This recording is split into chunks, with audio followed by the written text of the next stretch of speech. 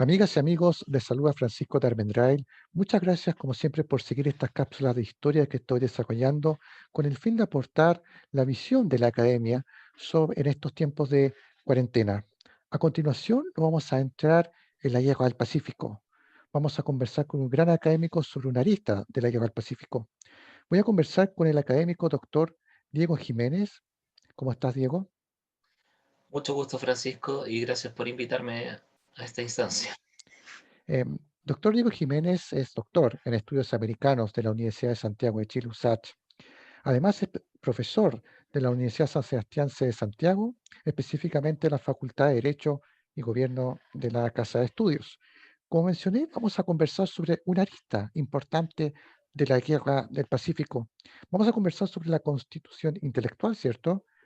En los Así es. antecedentes de este conflicto entre los años 1860 a 1881, un periodo que me imagino, Diego, se debe abordar para entender la génesis, la gestación que se dio con respecto a este conflicto internacional que involucró a Chile, Perú y Bolivia. Eres bienvenido y a esta conversación. Muchas gracias. Lo que pasa es que es importante estudiar este periodo e incluso el anterior. ¿Por qué? Porque tenemos tres cosas, tres sucesos concurrentes. Primero, la construcción del Estado. ¿Cómo es que nosotros pasamos de ser una colonia que tenía división administrativa, no así política, por una parte, y eso se rompe con la independencia de tal modo en que hay que construir un Estado de cero y para crear el Estado antes que cualquier otra cosa se necesitaba de una comunidad de intelectuales que le dieran sentido a través del mito fundacional, ¿cierto? Y eso Así implicó es. necesariamente basarnos en la construcción del yo y del otro también. Necesariamente la frontera como una delimitación de carácter político requiere el que esa expresión política también tiene un lenguaje basado en entender de que yo soy esto y yo represento al otro de esta manera. Eso es lo que ocurre con esta mecánica y es por eso que en esa mecánica es muy relevante entender la discusión de los límites. Y ahora, ¿por qué menciono esto? Bueno, porque los textos de límites eran mucho más que límites. Ese es el punto. Eran ideas sobre el otro, ideas sobre uno mismo, soluciones de numerosos conflictos y también eran representaciones del equilibrio de poder que estaba en ciernes. Por Así eso es. es que es tan relevante esto. Ahora paso a compartir Sí, por favor. las, las Pantalla. láminas. ¿Se logra ver? Sí, desde luego. A ver, Ahí sí. aún no. No se ve la presentación. Ay, sí, perfecto. Sí se ve. Tienes que apretar en el icono para que se vea entera la Ahí presentación, sí. estimado Diego. Ahí sí, perfecto.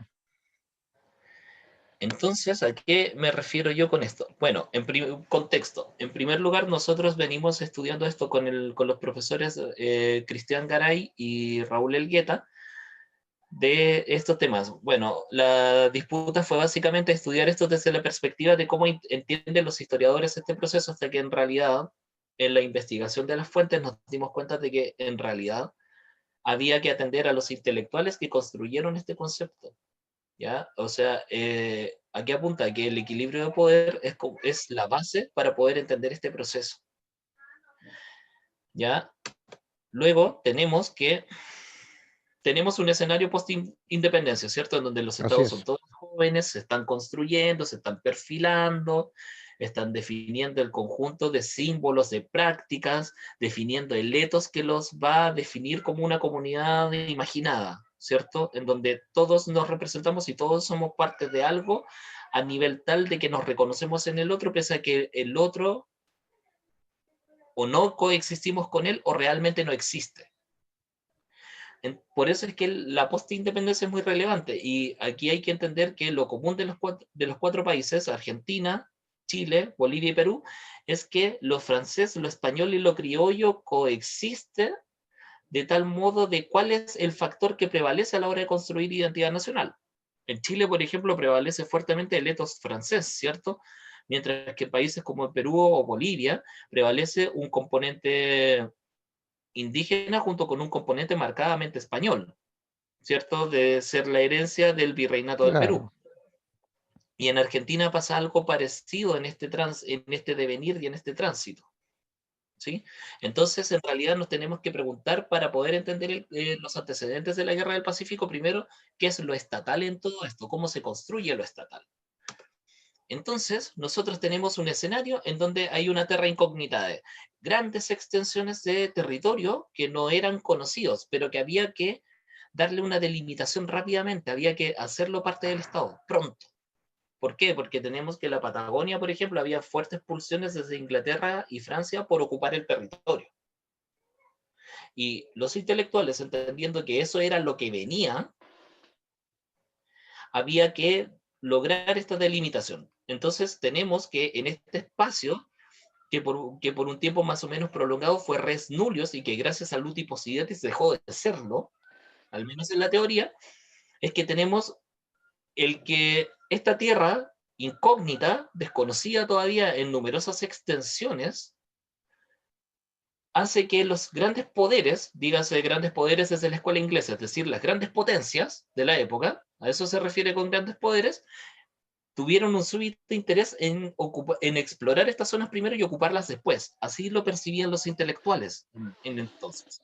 Entonces, lo que ocurre luego es que en este sentido América del Sur se vuelve una zona muy caliente desde el punto de vista de la prevaleciente llegada de estas potencias, que era lo que, según estos intelectuales, se avecinaba en definitiva, y que por ende había que hacer algo rápido.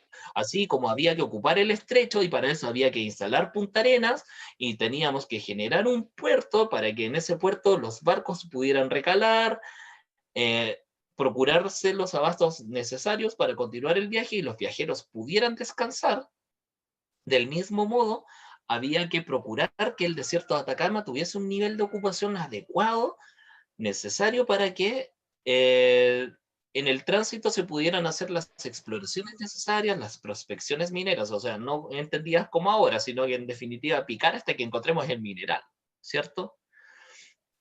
Entonces, nosotros tenemos que los diálogos y los debates que se dieron entre los intelectuales reflejan un conjunto de cosas, más que los límites, ¿ya?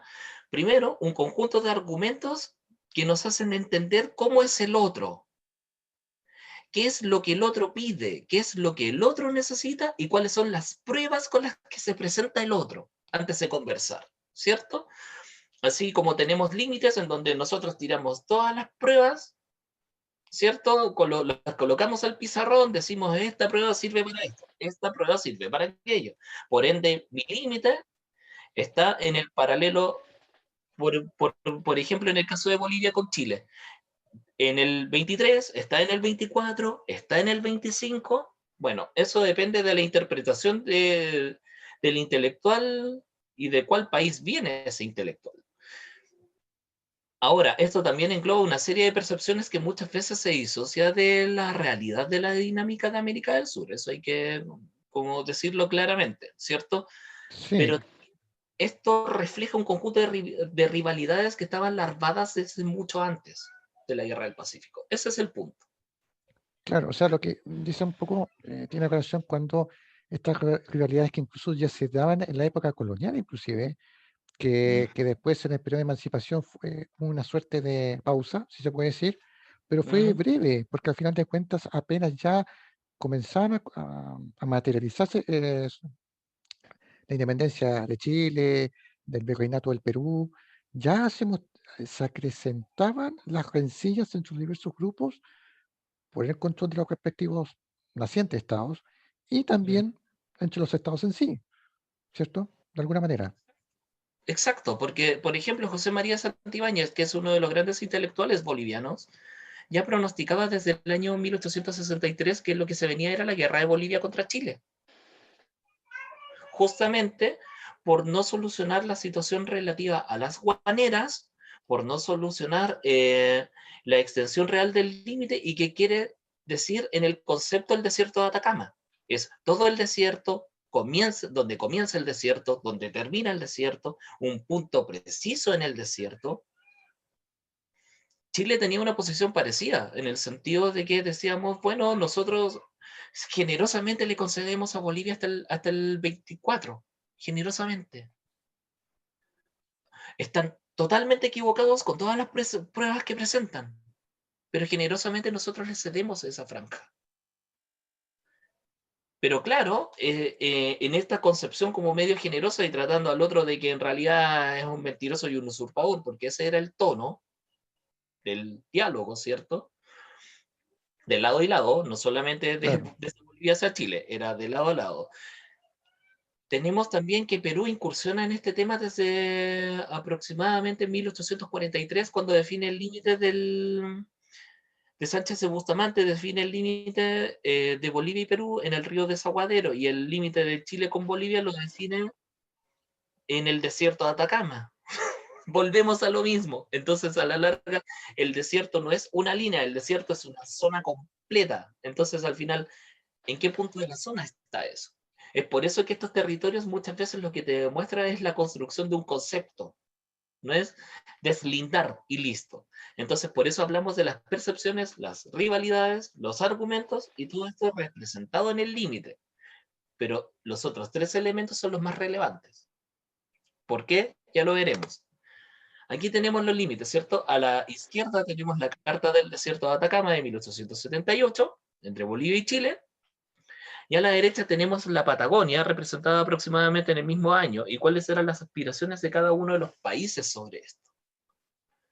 Nosotros vemos que en Chile, en la Carta del Desierto de Atacama, el escenario es más complejo, porque claro, aquí están representados Bolivia y Chile, pero Perú venía discutiendo desde 1843 el que Bolivia debía tener el desierto de Atacama y el subsidio debía tenerlo Perú, pero nunca llegar Chile a ocuparlo por completo.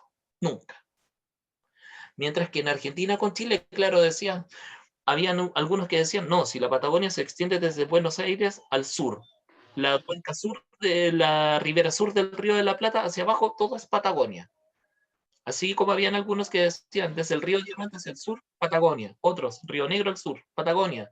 En Chile, en realidad, Valdivia con la Tierra de los Césares, bueno, con una extensión que nunca definieron mayormente, pero de ahí entiendo. hacia el sur, Patagonia. Entonces, a la larga, también tuviste una conversación mucho más fecunda con el lado argentino y chileno, en razón de que por una parte habían una percepción entre el uno y el otro sobre una tierra que no estaba ocupada a ningún nivel por los nacionales, digamos, de criollos, sino que más bien estaba ocupada por indígenas, y como sobre el indígena había una percepción más bien compartida, sobre todo en los gobiernos liberales, así como en los gobiernos de la Confederación en Argentina, sobre todo los radicales, de que esos eran salvajes, ¿cierto? Por ende, esa tierra era nuestra nominalmente, pero está desocupada. Y no estaba desocupada, estaba poblada de indígenas, que es diferente, ¿cierto? Entonces, cuando nosotros vemos estos territorios y vemos estos conceptos representados en los mapas, se nota que la naturaleza de la pulsión es diferente. ¿A qué me refiero con esto? A que existen un conjunto de ideas en donde en realidad cada uno tenía la confianza y la razón absoluta en que sus pruebas eran irrefutables. Primer problema, porque eso te lleva necesariamente a entender que las pruebas del otro nunca podían tener algún atisbo de razón en nada, ¿cierto? No obstante, si uno estudia el discurso en sus detalles, dice, no, si esto está completamente asegurado que es mío porque mis pruebas son irrefutables. Ah, pero en realidad podríamos revisar la franja hasta por aquí porque el otro también tiene, bueno, tendrá sus pruebas. Entonces, en realidad, esa posición se empieza a manifestar a medida que la producción de los textos se va desarrollando y existe más discusión, más debate, más de construcción del argumento y más refutación. Y eso nos lleva a tener un conjunto de ideas fijas sobre los límites, a entender esto como un problema más amplio que solamente trazar la línea en el paralelo 23 o en el Claro, 25. no es una cuestión solamente, disculpa, de mapa, no es un asunto estrictamente de la latitud en un mapa o longitud, sino que es un tema, se puede decir, empírico, o sea, tienes práctico, ¿cierto? Una cosa así. Claro, es práctico, pero también es cómo los estados construyen sus intereses. Eh, Robert Bohr, por ejemplo, un autor clave para entender este problema, indica que ocurren dos hechos para la constitución del equilibrio de poder sudamericano, específicamente del Pacífico Sur, al cual también entra Argentina como contraposición al poder atlántico de Brasil. Tenemos un conjunto de ideas, pero tenemos que empezar a definir los intereses, y los intereses se construyen cuando se construye el Estado. Entonces, esos intereses, para poder ser construidos de esa manera, tenía que ser en contraposición de un otro, ¿cierto? Del vecino, en todo evento. De Chile con Argentina, de Argentina con Chile, de Chile con Bolivia, de Bolivia con Chile y sucesivamente hasta que se arma el escenario con estos 4 países. Pero también existe una visión holística de cómo se construye la región como conjunto. Yo creo que eso es uno de los elementos más valorados de las tesis de límites. Cómo en realidad vemos a la región y cómo nos entendemos con ella en un etos americanista, pero americanista hasta que revisamos estos temas. Claro. Porque ahí no somos americanistas, somos chilenos, somos argentinos, somos bolivianos, somos peruanos. Disculpa, una Pero pregunta breve. Disculpa, ¿cuándo crees tú que se construye el concepto americanista? ¿Cuándo crees porque uno podría pensar la yegua contra España, por ejemplo, desde 1865, que ahí dicen, se puede decir que se aplicó un poco el concepto americanismo, pero fue algo breve, o sea, fue porque España estaba presente en nuestras costas y hubo una solidaridad con el Perú, se armó incluso una alianza con Ecuador, Perú y Chile. Pero ¿cuándo crees tú que nace el concepto americanista y si alguna vez realmente existió este concepto? lo americanista fue un concepto muy relevante, ojo con eso, porque también se intentaron hacer congresos panamericanos, entre otras instancias, o uniones americanas, que permitieran poner sobre la mesa las posiciones de los distintos países en las más numerosas materias en las que uno pudiera pensar en la época, desde los convenios de extradición hasta el perfeccionamiento de convenios en materia comercial. Cabía prácticamente todo.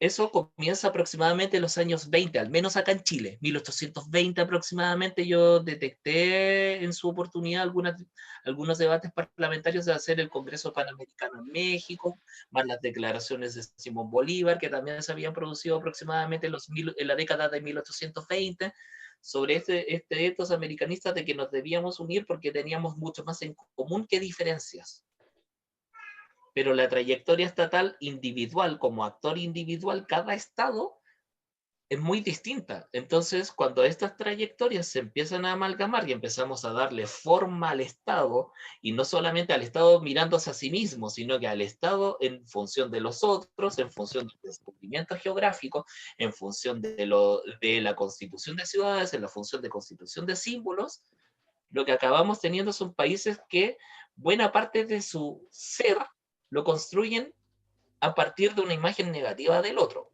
En eso la tesis de Pablo Lacoste tiene mucho asidero, ¿sí?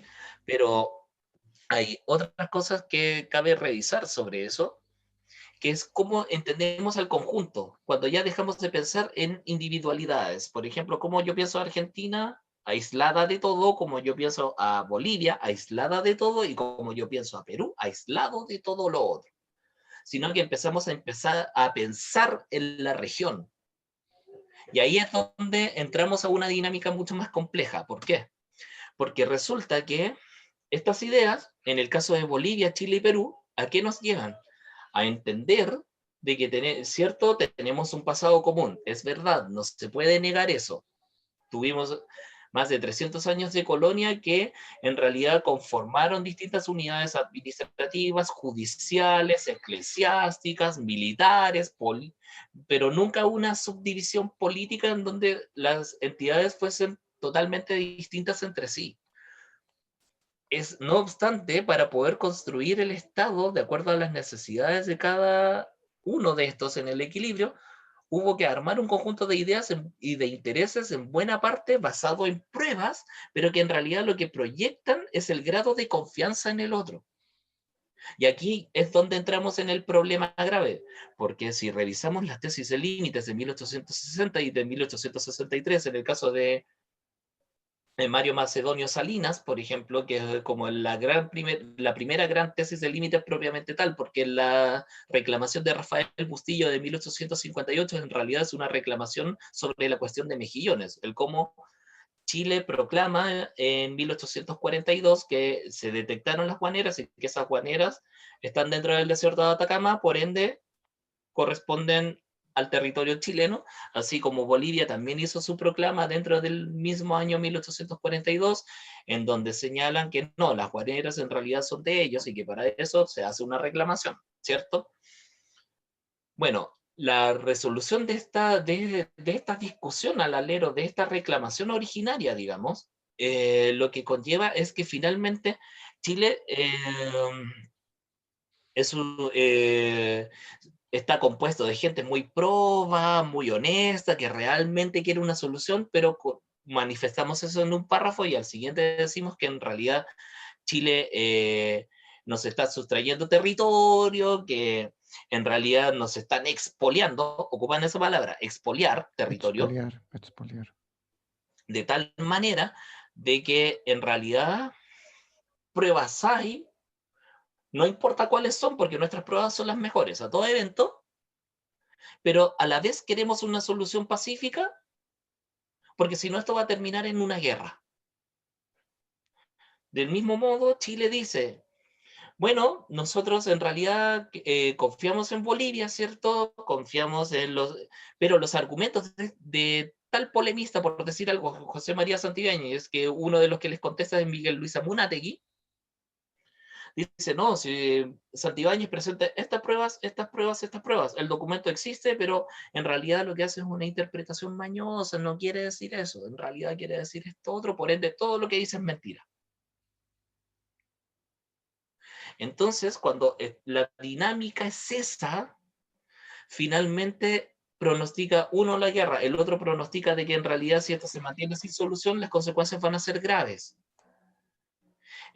Pero a diferencia de lo que ocurre con Argentina, de que las primeras tesis eran así, pero luego es una discusión mucho más amable en cuanto a que, claro, yo tengo la razón, tú no la tienes, pero empecemos a conversar porque en realidad es más lo que nos une que lo que nos separa. Entonces fijemos una solución razonable y ecuánime para solucionar el tema.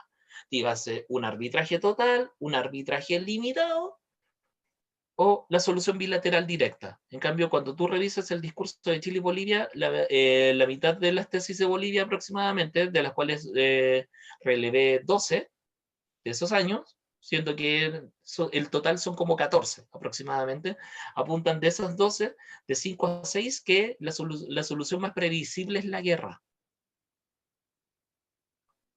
O sea, Mientras que por el lado chileno también se esboza de que lo más probable es que la solución llegue a la guerra, porque intentamos el convenio del 66, intentamos el convenio del 74, nada resulta.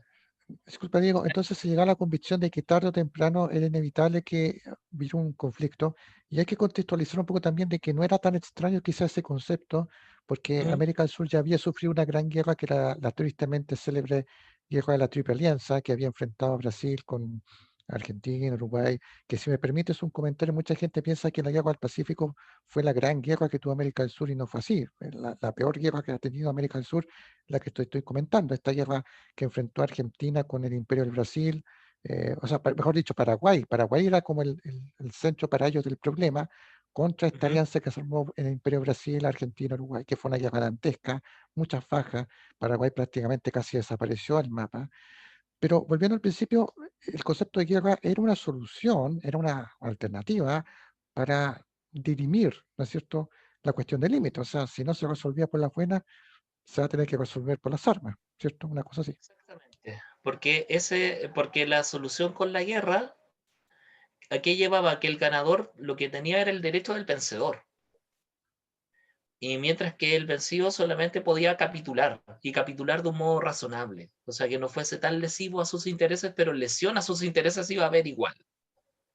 Que eso es lo que ocurre, por ejemplo, con el Congreso de Viena, el arreglo al que llega el Reino Unido, por ejemplo, con Prusia y otros reinos, siendo que la gran derrotada había sido Francia en Waterloo en 1815, y Talleyrand lo que consigue es que prácticamente su poder en Europa se conserve a como estaba antes de la derrota. Pero eso fue habilidad diplomática. claro, En cambio, acá lo que tú tienes es una cuestión en donde nosotros condicionamos todo a que tiene que haber una solución o la guerra es lo que viene, pero además tampoco buscamos preservar una solución de larga duración. Primero, porque había población mucho antes que en la Patagonia. Población, dígase, criolla, encomendada por los estados a generar el asentamiento estatal en esas zonas, como ocurre con el Fuerte Bulnes, por ejemplo, y con Punta Arenas, ¿verdad? Que eso claro. ocurre posteriormente, pero asentamientos en el desierto de Atacama hubo de bastante antes, y Sí, tránsito igual. Entonces resulta que y bueno, también existía toda una construcción discursiva de que la Patagonia no valía nada, de que, por ejemplo, Vicuña Maquena en su texto de la Patagonia de 1880 hace toda una discusión teórica y empírica de la Patagonia, revisando a numerosos exploradores, pero recogiendo 50 veces, por decirte una cifra exacta, que la Patagonia era árboles, pasto, agua y que esto no valía nada. Pero, ¿Vicuña Maquena fue alguna vez a la Patagonia? No, hasta donde ¿cierto? sé, no. No, Entonces, en cambio, en el desierto de Atacama, los polemistas, de algún modo, habían algunos que sí habían ido y otros que no. Y había acción estatal por allá, y estos polemistas, como eran intelectuales y eran políticos de gran raigambre en sus países, accedían a toda la información oficial. Entonces, conocimiento de la zona de Atacama había mucho más que el conocimiento de la Patagonia, evidentemente. ¿crees que faltó, y como, esto para ir como cerrando, si me permite esta cápsula, ¿crees que faltó, por ejemplo, en el caso de Chile, mayor presencia demográfica en las zonas en disputa, si bien Antofagasta ya estaba poblado, tenía un Sí. nutrido, ¿no es cierto?, población chilena, se puede decir, pero yo me refiero al desierto en general, quizás en la zona en disputa, mayor presencia chilena, mayor conocimiento del tema, ¿sabría de alguna manera tener más ventaja en ese sentido? No sé si me explico. Es Lo una que pasa idea. es que esto está muy asociado a la confianza en el otro y cómo se da y qué tan incierto es el resultado con el otro. Porque si yo no tengo confianza en el otro, por supuesto que la incertidumbre en la solución va a ser altísima, independiente de cuál sea la solución que se proponga. Por ende, a mayor incertidumbre de la solución efectiva, la solución que se va a proponer finalmente va a ser la de mínima incertidumbre. Entonces, ¿a qué nos lleva esto? A que en realidad el desierto de Atacama, con esta posición de Bolivia o de Perú, pero nunca de Chile, ya existía una percepción muy proclive a que el otro, más que un adversario o más que un contrincante o más que una contraparte, había un discurso del enemigo en ciernes, claramente. En cambio, con la Patagonia, eso se generó, ¿cuánto? Como hasta el 1855, con las primeras tesis de Munati, en donde había mayor roce sobre esto, pero desde los discursos de los años 60 en adelante, todo apunta, pero prácticamente todas las tesis, salvo una de Ricardo Manuel Treyes de 1878, todas apuntan a una solución pacífica. Ni Estanislao Ceballos, que es considerado uno de los mayores promotores de la guerra con Chile en 1902, se pronunciaba a favor de una guerra en esos años. Es más, exigió la colaboración militar con Chile para controlar, como ellos lo llamaban en ese entonces, el problema del indio. Entonces tenemos que el concepto de la Patagonia aquí, como el del desierto, son dos conceptos diferentes, pero la intensidad del conflicto asociado al concepto era muy distinta. Mientras que el desierto de Atacama, la amenaza era que Chile controlara el desierto, visto por Bolivia y Perú, así como Bolivia y Perú tenían sus propios conflictos. O sea, Perú decía que el subsidio de Perú, pero a la vez decían, oye, no, pues, o sea, yo te promuevo el acceso a todos los puertos míos a costo cero, y tú ni siquiera cumples con lo mínimo, que es poblar Cobija y poblar tu parte. Entonces, bueno, y si yo estoy corriendo con los costos de tu parte, esa parte es mía. que era una tesis como la que promocionaba Mariano Felipe Paz Soldán en 1878. claro. Entonces, a la larga, todas estas visiones como tanto de choque con los vecinos, no se producía en la Patagonia. Entonces, ¿cuál es el eje central de la amenaza? Que aquí ya el equilibrio de poder lo consolida y lleva esto inevitablemente hacia una escalada de conflicto mayor. ¿Quién conseguía el control del mar primero? Lo consiguió Chile. Que era estratégico, era claro, o sea, sin control del mar no se podía proseguir a la siguiente fase que era la campaña terrestre, la toma del norte y todo lo que sabemos después. De alguna Claro, manera, ahí vemos geopolítica en su máxima expresión, si se puede decir. exacto, porque resulta que el control del mar de Chile fue lo que permitió primero llegar a la instalación de Punta Arenas, a la instalación del Fuerte Bulnes, antes que de Punta Arenas propiamente tal, la instalación de los primeros puertos de descanso en esa zona, es lo que permitió conectar la llegada rápida al desierto, ¿cierto? En Mejillones, por ejemplo, en Cobija, siendo que la conexión entre Coquimbo y Arica venía al menos desde el siglo XVI, como en los primeros movimientos, y del XVII ya un movimiento más consolidado. Pero aquí era que el Estado construyera este control del mar. Ese es el tema. Entonces, por eso es que la Patagonia constituye una solución efectiva, primero, en que las ideas van evolucionando desde un punto de vista de generar un enfoque mucho más dialogante con muy poco apoyo a la guerra como solución. Era prácticamente nulo, o sea, fuera de una tesis de Ricardo Manuel Trellas en 1878 y una tesis de los años 60 no había mucho más apoyo que ese. Ya estamos hablando de aproximadamente 20 folletos que generó Argentina contra 20 que generó Chile, o sea, de lo que hemos investigado hasta ahora, porque hay más. Pero en general se concentró mucho más en el conocimiento geográfico y en la solución pacífica. En cambio, con el desierto de Atacama, con suerte el primer y el segundo folleto de cada lado apuntaba como, ya, ok, sentémonos a conversar, tenemos estas pruebas, deliberemos, hagamos una solución, bueno, busquemos alternativas de solución, o con árbitro, sobre toda la zona, o con arbitraje limitado, o solución bilateral, pero busquemos una solución efectiva. Eso se generó en los primeros dos folletos de cada país. Después de eso, las soluciones de consecuencias imprevisibles.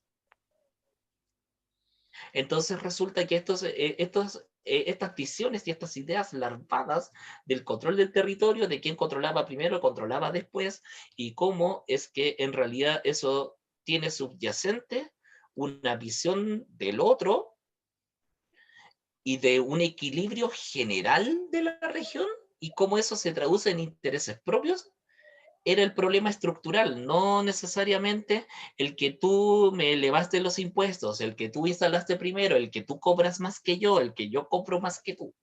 Eh, Claro. Existen estas visiones que en realidad fueron grandes pulsiones que movilizaron la guerra finalmente, porque la decisión de la guerra cabía en poca gente y lamentablemente, para bien y para mal que diga, mucha de esta gente tenía cabida en esa decisión finalmente.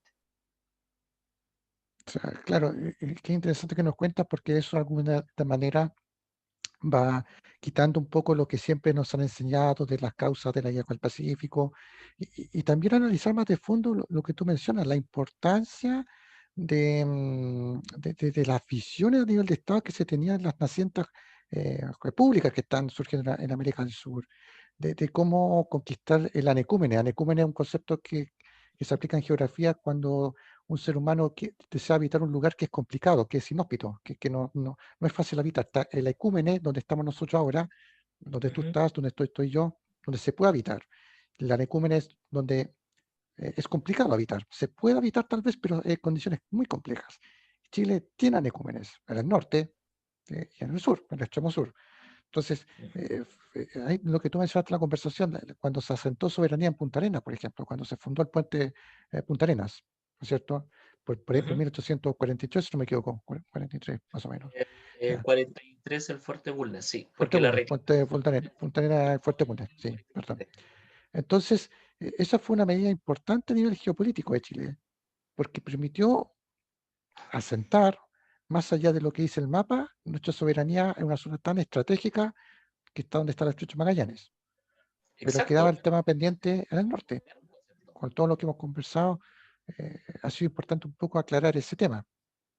Sí, sin duda. Lo que pasa es que sobre la Necúmene, como no podemos llegar, no tenemos condiciones cómo llegar, no tenemos dinero para solventar grandes expediciones, como Europa sí podía hacerlo, bueno, tenemos que empezar por algo. Recopilemos la información colonial, que para eso sirvió Ludi Posidetes también, porque se pusieron muchos recursos del Estado en verificar las fuentes originales del archivo de Sevilla para poder generar este concepto. Y sobre el concepto del territorio podemos verlo graficado, porque eso era lo que se podía hacer también. Claro. No sé si quieres Entonces, comentar algo antes de cerrar esta conversación, estimado Diego, atendiendo el tiempo. sí, por supuesto, que en realidad la guerra del Pacífico, si bien es cierto, no hablamos como de las campañas, ni de los recursos, ni el esfuerzo de guerra, es porque estos elementos de ideas había que atenderlos necesariamente, porque en realidad vemos que la conflictividad estaba larvada en una cuestión en donde la solución podía ser de cualquier orden, pero la base de la discusión era jurídica. No obstante, cuando uno lee esto como textos jurídicos, claro, se detiene en la prueba, pero si lees estos textos con una perspectiva más amplia de entender que la información está expresada en un conjunto de ideas, en un conjunto de argumentos, en un conjunto de imágenes, de imaginarios, tú puedes entender que en realidad estos textos eran expresión de una percepción del equilibrio regional del Pacífico Sur y cómo estas zonas imaginadas en realidad tenían proyecciones políticas de intereses, de aspiraciones y de soluciones de futuro también. No eran solamente pruebas, sino que también eran una Claro. visión construida completa sobre el otro y cómo nosotros cabemos en el mundo. Y quizás Y eso también fue lo que hizo la diferencia. incluso en un continente tan complejo como es nuestro subcontinente, que es América del Sur, también que se ha costado construir, formar una identidad, no sé si homogénea, pero dar una identidad como continente, ¿no es cierto? Siempre miramos a Europa, siempre se mira a otros referentes, pero creo que en nuestro continente falta algo más. Hay académicos que dicen que Europa se ha construido en base a las guerras. Bueno, basta ver la cantidad de guerras que ha sufrido Europa y que a partir de eso se lograron consolidar. En el caso de América del Sur, lo que te comentaba, esta guerra de la Triple Alianza, que fue una gran guerra, la guerra del Pacífico, hubo otros conflictos también menores entre diversos estados, pero nunca hemos llegado al nivel de Europa, por ejemplo, nunca hemos llegado a esos niveles de que Europa ha sido escenario de prácticamente todas las grandes guerras que han sucedido. Y algunos dicen, quizás América del Sur necesita otra gran guerra para poder unificar su identidad y- y ajustar cuentas pendientes, quizás en términos de límite, etcétera. Lo que dicen algunos, yo no sé, pero bueno, Lo que pasa es que en esos casos yo no estoy tan de acuerdo con la idea de solucionar los conflictos pendientes como que sea lo único. También pasa por valorar como lo que podemos y conversar antes que valorar sobre lo que es aquello de los chilenos que nosotros estamos dispuestos a reconocer y a perpetuar en el tiempo, por una parte. Y que ese ejercicio todos los países de América del Sur lo hagan. Poner críticamente nuestra historia de esta posición, poner críticamente la historia del otro en esta posición, bueno, conversemos, fijemos las semejanzas que nos unen y dialoguemos sobre las diferencias. Yo diría que eso es como lo que realmente falta, porque a la larga, cuando no dialogamos sobre las diferencias, muchas veces tenemos esto, visiones que se larvan, que llevan a que tengamos una visión cada vez más distorsionada del otro, en razón de que lo que no podemos llenar con conocimiento y no podemos llenar con interacción con el otro, de tú a tú, lo llenamos con ideas, y antes que de ideas, de estereotipos. claro. O sea, Que eso sí, es lo que pasa, por ejemplo, actualmente con los conflictos que redundan en la destrucción de monumentos, en la destrucción de símbolos patrios.